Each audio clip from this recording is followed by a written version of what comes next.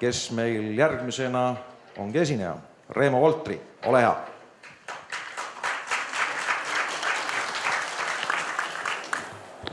Tere päevast! Väike täpsustuse eelnevalt esinejate kohta, et klaveri taga istus Treffneri kooli õpilane. Aga see on ka hea kool. Nagu nägite, Poskas on andekad õpilased. Eriti on nad minu klassis, nagu laulja oli. Aga see selleks. Nagu öeldud, olen ma siis Eesti Haridustöötajate Liidu uus esimees. Siiani, eelmise 26 aastat olete harjunud nägema selle koha peal härra Sven Rondikut, kes on aastaid seda tööd väga hästi teinud ja nüüd ma üritan vähemalt sama hästi jätkata.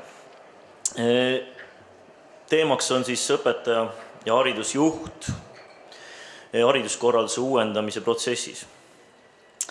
Olen siin natukene ette valmistanud, kogenematu nagu ma olen, et ärge siis pange väga pahaks, kui ma üritan liiga palju maha lugeda.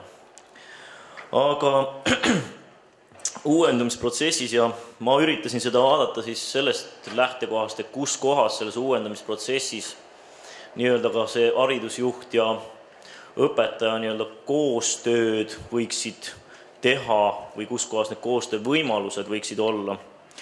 No ja siin on muidugi palju tahke, millest rääkida, kuid ma prooviksin nendest mõnda siis lahata.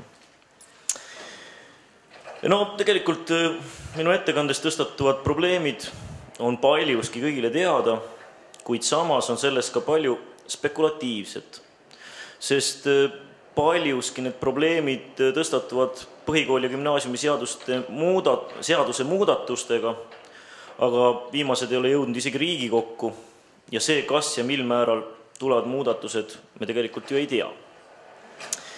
Seega tegelikkuses on seadused ja määrused järgmisel aastal põhimõtteliselt samad, mis praegu kehtivad, aga mingi pärast on koolides ja õpetajates suur segadus ja teadmatus, mis järgmine aasta saab.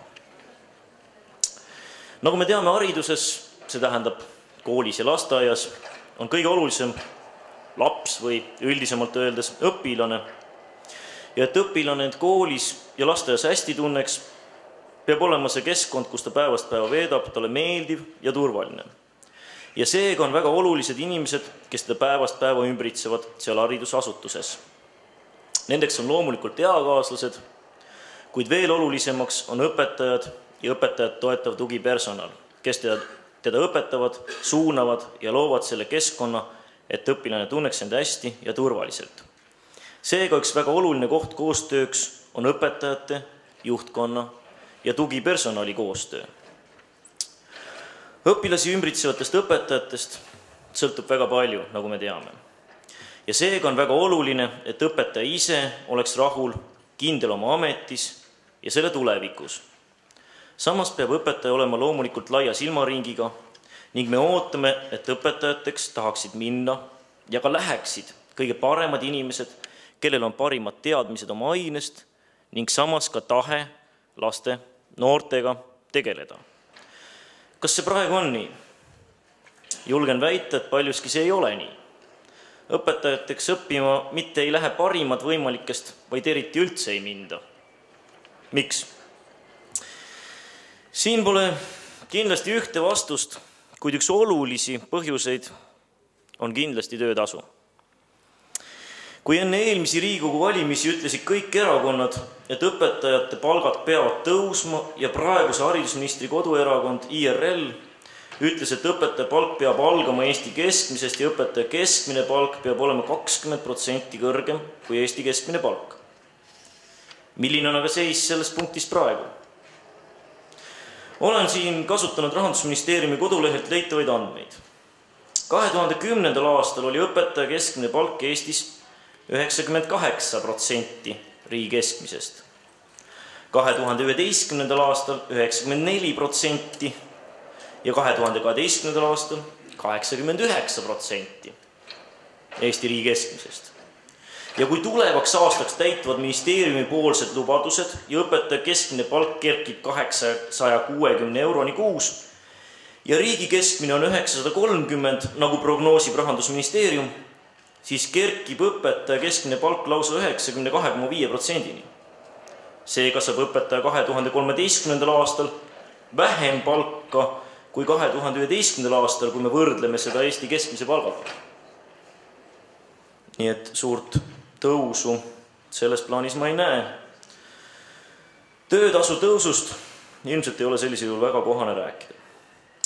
Me võime küll öelda, et raha pole põhiline motivaator. Kuid juhtimisteadlased on siiski öelnud, et raha on nii kaua põhiliseks motivaatoriks, kuni esmavajadused on rahuldatud. Ja praegu pole need kindlasti õpetajatel rahuldatud. Kus ja kuidas siin ma koostööd näen? Keskmist õpetaja palka on koolijuhil võimatu mõjutada. Ja kuna see on madal, siis siinkohal on raske loota, et tekiks väga suur konkurents õpetaja kohale ja ka koolijuhist siinkohal väga palju ilmselt ei sõltu. Kuid kui rääkida nüüd palgaga seoses veel planeeritavatest muudatustest PGS-is ehk põhikooli ja gümnaasiumi seaduses, siis tahetakse lõpetada ära õpetajate atesteerimine ja seega ka kaotada ära vastavad palgaalamäärad.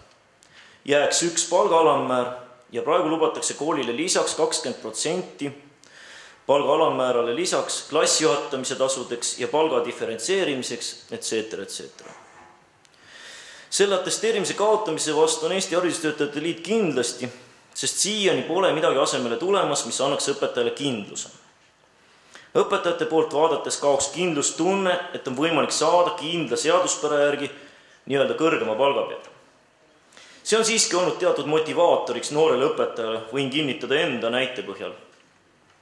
Ja mõni aeg seesama siin sügis, siin samas ruumis, väitsid ka professorid Türk ja Lauristin sügisvoorumil, haridusvoorumil õpetajana olla uhke ja et selline järsk kardinaalne muudatus ühest äärmusest, kus palgad on suhteliselt väga reguleeritud teise äärmusse, kus nad ei oleks üldsegi reglementeeritud, et see ei oleks mõistlik lahendus. Nüüd võttis Tartu Ülikooli professorite arvamus. Räägitakse küll ka kutsestandardist, kuid samas see on praeguseni asi iseeneses. Ja kes tahab, see teeb ja kuidas see palgaga seotud oleks, on mulle vastatud küsimuse peale, et kutsestandardile vastavaid kutsetasemeid õpetaja teeb sellepärast, et ta on sisemiselt motiveeritud arenema. Ja. Aga siinkohal õnneks näen ma teatud arenguid. 2 nädalat tagasi, kui härra Aaviksooga kohtusime, tõdes ta meie jutuajamise lõpus, et põhikooli ja gümnaasiumi seaduse muudatustes tuleks märkida siiski, et palk peaks sõltuma kutsestandardi kutsetasemest. Milles näen siin koostöövõimalusi?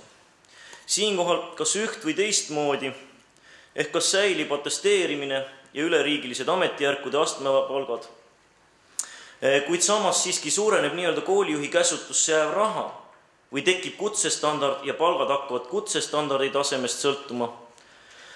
Mõlemal juhul oleks kindlasti vaja kehtestada läbipaistev palga maksmise või õigem oleks öelda tegelikult tänapäeval töötasu maksmisjuhend, täpsustab mu jurist tavaliselt.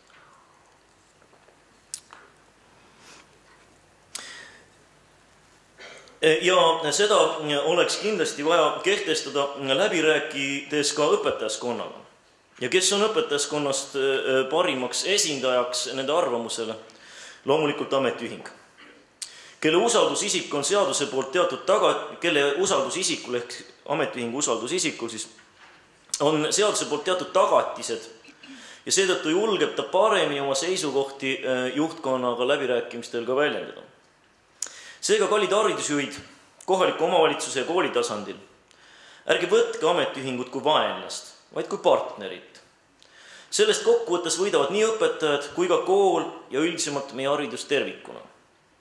Ja ma võin seda kinnitada enda kogemustele toetudes, et Tartus õnneks on juba aastaid toimunud ja nüüd laienevad läbirääkimised veelgi linnavõimu ja ametiühingute vahel kollektiivlepingu sõlmimiseks ning et Jaan Poska gümnaasiumis, kus ma füüsikaõpetajana töötan, me räägime direktor Elmer Jõgiga päris palju asju läbi ja loomulikult on asju, milles me jääme erinevatele seisukohtadele, kuid on ka teemasid ja vaidluskohti, kus me saavutame lõpuks ühiseid arusaamu. Üheks suureks probleemiks on muidugi õpetajate suur tööhulk.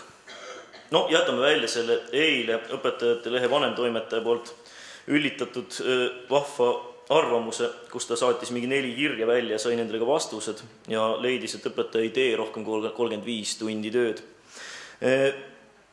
Toetuks siiski natuke usaldusväärsematele ja põhjalikumatele uurimustele, mida on teinud Eesti Haridustöötajate Liit ja Eesti Õpetajate Liit, mis näitavad, et õpetajad keskmiselt teevad üle 50 tunni nädalas tööd. Ja ma ei taha uskuda, et selle vastu aitab see, et kaotame ära õpetaja üldtööaja sees reglementeerimise, mitu tundi võib ta kogu oma ajast olla klassi ees otseselt tunde andes. Nii ministeerium kui EHL, ehk see Eesti Haridustöötajate Liit, kui ka Eesti Õpetajate Liit on erinevates kohtades viidanud, et õpetaja koormus on liiga suur ja selle vähendamiseks peaks kehtestama niinimetatud kontakttundide arvu maksimaalselt 18 tunni peale või veelgi vähemaks. Räägitakse, et ei peaks tähtsustama antavate tundide arvu, kuid tegelikkuses siiski ju koolide rahastamine sõltub tundide arvust. Ja rahastamismudelis olla selleks arvuks 21. Siinkohal ma jään kindlasti seisukohale, et kui ei ole kuidagi määratletud kogu tööajast niinimetatud kontakttundide arvu piirmäär, siis see ei ole õige ja kõik võib kohati põhjustada veelgi suuremat koormust õpetajale. Vastuväidetes öeldakse, et kui kehtestada mingi piirmäär, siis osades koolides võidakse võtta seda kui kohustust, et õpetaja peabki nii palju tunde klassi ees olema. Viidatakse, et vaata, Volteri, kuidas praegu koolides on. Seadus ütleb 18–24 ja väga paljudes koolides ongi 24 tundi. Miks see nii on? Sest sellise rahastamise juures teisiti ei saa, sest muidu ei tule rahadega välja. Ja nüüd, kui me väidame, et kui võtame selle ülemise piiri ära, et siis langeb keskmine antavate tundide arv ideaali juures ehk 18 juures, no see on silmakirjalik. Ma töötan ka ise koolis ja võin väita, et olen natuke ka kooli igapäeva asjadega kursis. Väidetakse, et direktor ei saa praegu diferentseerida tundide arvu ega palka. No kui see 6-tunnine lõtk on liiga väike, mida ma ei arva, siis võtame alumise piiri ära. Et ei oleks piiritletud, et peaks andma vähemalt 18 tundi. Ja kohe suureneb tunduvalt võimalik diferentseerimise ruumi.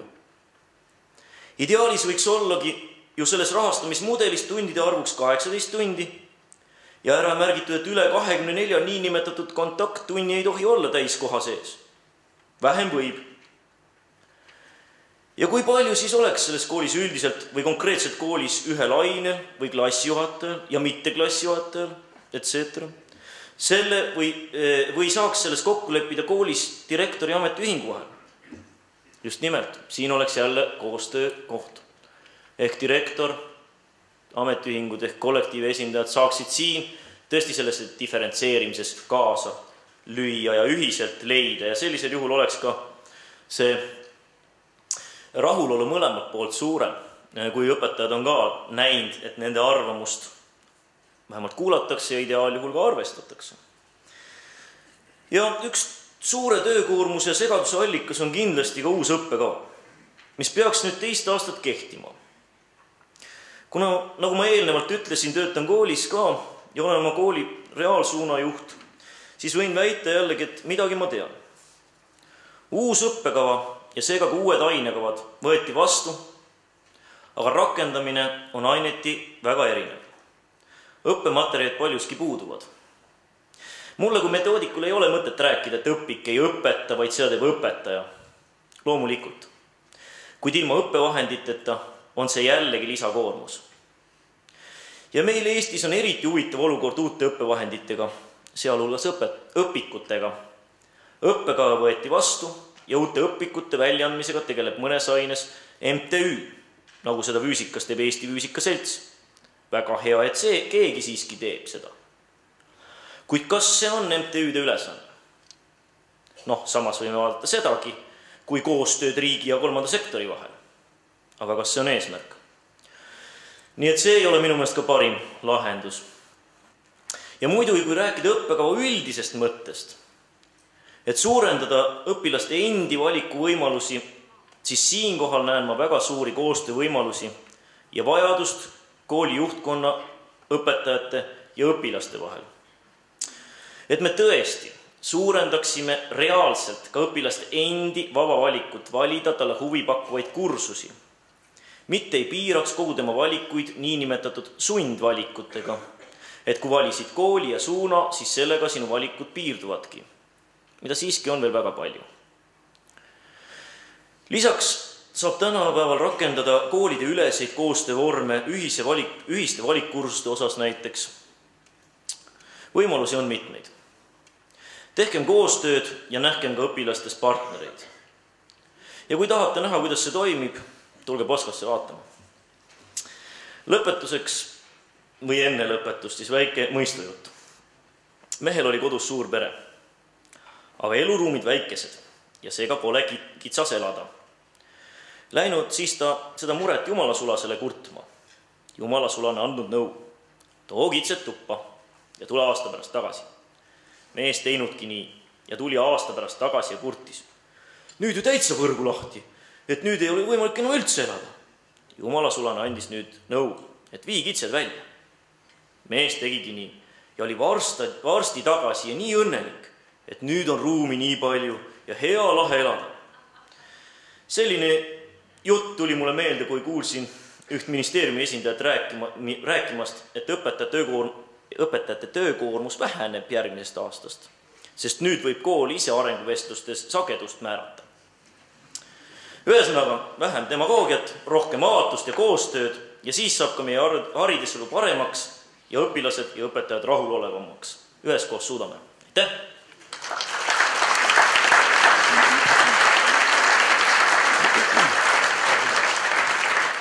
Aitäh, Eesti Haridustöötajate Liidu uus juht Reemo Voltri. Meil on aega järgmise esinejani kõva 5 minutit. Kas keegi tahab saalist küsida? Võimalus on. Uue mehe käest ei juleta küsida. Mina küsin küll. Haridustöötajate Liit tegelikult on tegelenud tänase päevani 2 suurema valdkonnaga. Üks on palk, teine on sotsiaalsed tagatised. Kas on teil plaanis natuke oma haaret laiendada ja hakata tegelema ka muude hariduses oluliste küsimustega? Praegu on kindlasti see nimetatud aspektid kindlasti väga olulisel määral üleval.